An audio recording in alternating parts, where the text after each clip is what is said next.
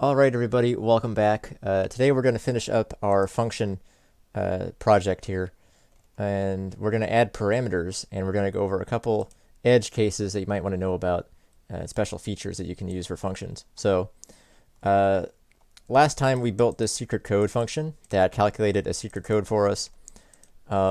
We gave it a character and a character 0 and 1, and we told it to go for 8 digits long and alternate between even and odd intervals here.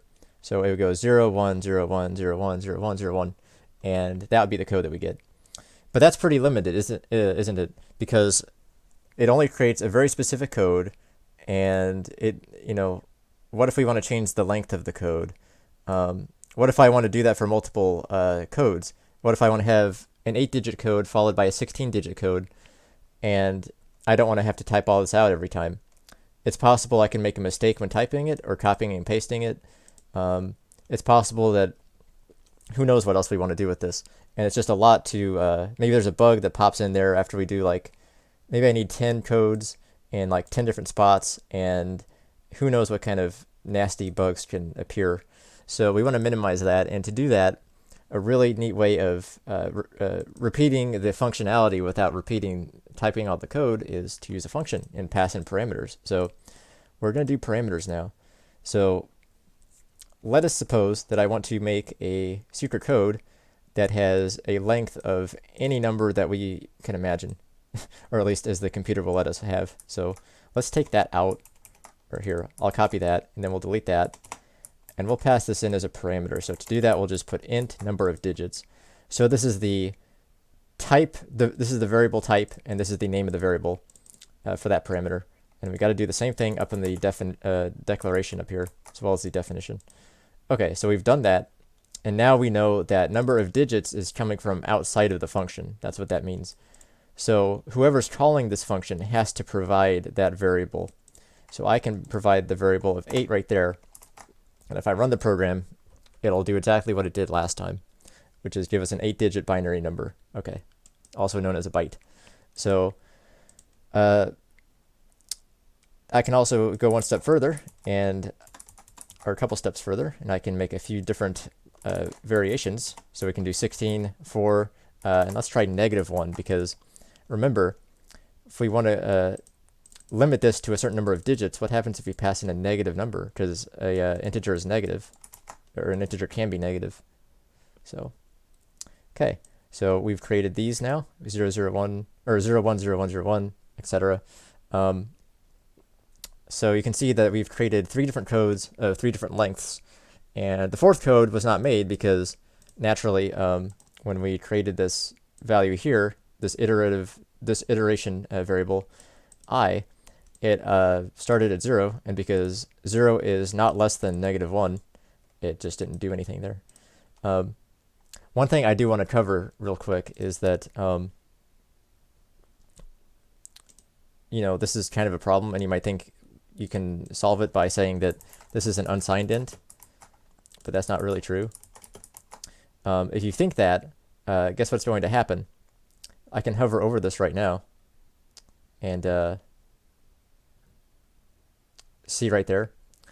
So it converted it to an unsigned int when you pass that in. And so it's not immediately obvious, but it's implicitly converting that whenever it passes it through. So that becomes a really large number. I think it's what is that? 4.2 billion or million or something like that. Yeah, I think it's 4.2 billion. And so you'll get a really big number if you run that with -1 in there. So be very careful. I would go about checking that a different way. And you might even want to write a comment be careful, be careful, always pass in a positive int here, something like that. That's what a good comment is. A good comment tells you about potential edge cases or why you're doing something rather than what you're doing. So, you can probably improve that comment a little bit more too, but that basically covers parameters. And of course, you can pass in parameters of any type. Doesn't have to be an int. It could be a character. So let's do that too.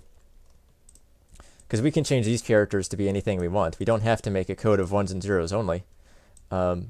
that's something to keep in mind if you have any sort of variation that's a potential candidate for being a parameter. So I see these sort of values here as just being set to 0 and 1, but then I ask myself, well, can we maybe change these if I want to make a code that's composed of something different? So I can just delete those, and we'll just put them right here, character X, character Y, and then I'll put them up here too.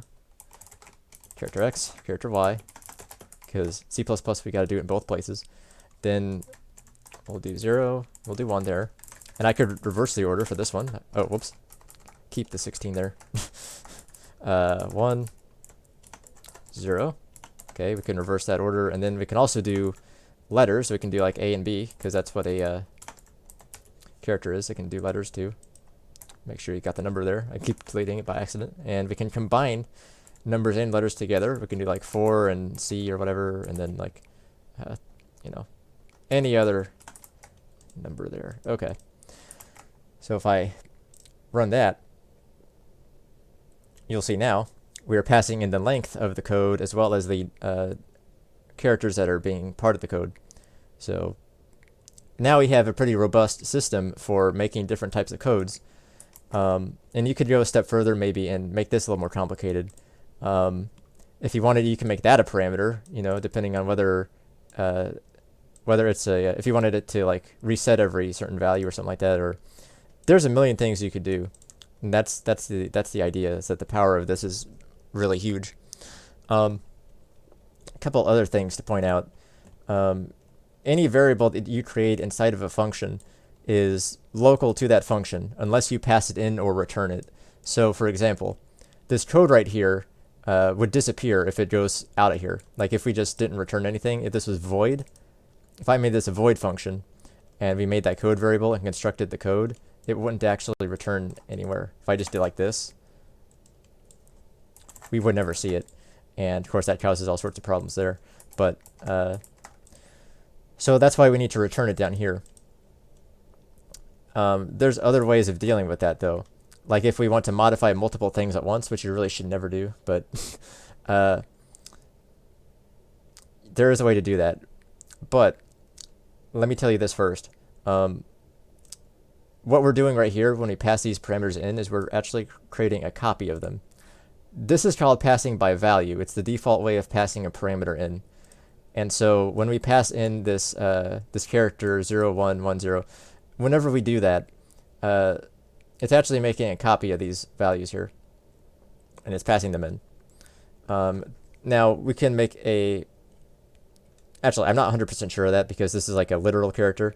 If I was doing like int length equals 8 or something like that, or if I call this like int byte length, because the length of a byte is 8 digits. So if I did that, I could pass in byte length, and I could actually do this byte length times 2 if I want to do that. See where we can go with this. We can multiply it by that, and then it's like you could even come up with ways to turn this into something interesting if you did a for loop and incremented that every time. But yeah, if we're passing this in, that's a variable, and now we're definitely making a copy of this. So that's going to get copied in here. What we could do, instead of copying it, if this is like a really big variable type, is to pass by reference. So you'll understand more, if you're confused by this, you'll understand more later on. For a small project that you're doing with beginner stuff, it's probably okay to pass by a value, but pass it by a reference. If you want to do that, you just do a. So this applies to all functions, by the way. So or to all instances of the function. So like, whenever I'm calling this, yeah, you'll see errors right here. Adding that ampersand is going to pass it by reference, which means we're not making a copy. We're modifying the original variable. So if I were to, let's just ignore the rest of these. Well, okay, the reason this is red is because we're multiplying this. We're multiplying this by 2, which causes it to become an L value instead of an R value, which basically means it's like a literal number rather than a variable. Let's just get rid of that for right now. So we're passing this by reference now, which means that we're able to actually modify this variable inside of this function. So if I were to go and like set number of digits equal to 2 or something, or let's do this, number of digits equals, let's do number of digits minus minus, and then I can do the exact same thing. So we'll do something like that, okay? So I'm modifying this inside of the function.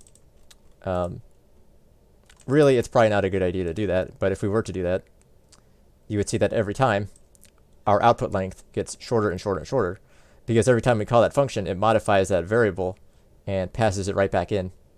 So it's modifying that length every time we call that function. And then we'll eventually get to a point where number of digits will be below 0 and it won't print anything out. That can be dangerous if you're relying on this variable to be a certain number out here and you don't realize it is being modified in there. So you really don't want to do what I just showed you to do. The reason you'd want to pass that by reference is if you pass it by a constant reference, which if you prefix it with the word const, if you try and do this, it won't let you. You can't modify a const value or a const variable. You can't modify it. The reason we want to pass it by reference is to save on memory. We don't want to make a copy of a very large data structure, which you'll see later on. So right now there's no real reason to pass it in a const integer reference, but just so you guys know that this is an option out there. Also, there is such a thing as a default value. If I wanted to pass in a, let's say we wanted this to have a default value of 8. So just by default, it's 8.